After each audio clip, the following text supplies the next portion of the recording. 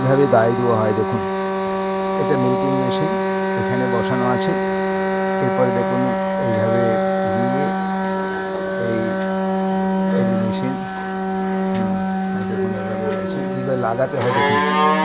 এইভাবে আমাদের ছিল, এই যে ভিডিও করছি না, এই দেখুন কীভাবে লাগাতে হয়। এটাকে বাঁকিয়ে না হলে এটাকে লাগানো যাবে না। এইখান থেকে এই দুধটা নেওয়া হলে ওই সার্ভ করছে, টিক টিক করে একটা শব্দ হচ্ছে, আস্তে আস্তে করে দেখুন দুধটা এই পাইপের সাহায্যে এই ক্যানটাতে ভরা হচ্ছে। এই দেখুন এই দুধ আস্তে আস্তে করে এই পাইপের সাহায্যে এরকম করে সার্ভ করা হচ্ছে। প্রত্যেকটা ব্যাটে একটা করে লাগানো হয়। তারপরে এতে কোনো খুব একটা সমস্যা হয় না। এই যে আস্তে আস্তে করে এর মধ্যে এই ঢুকছে।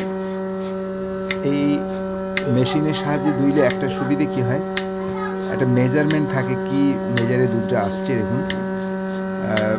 যেমন শব্দ হয় আমাদের হাতি টানলে প্রত্যেকটা স্ট্রোকে একটা করে শব্দ হয়, তেমনি ওদের ওই টিক টিক করে শব্দ হচ্ছে।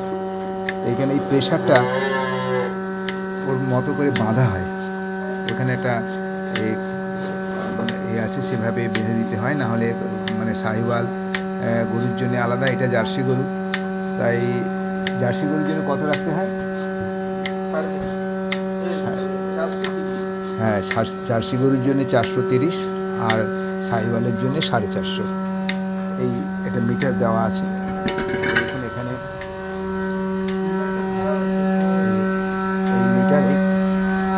এই মিটারটা শো করা,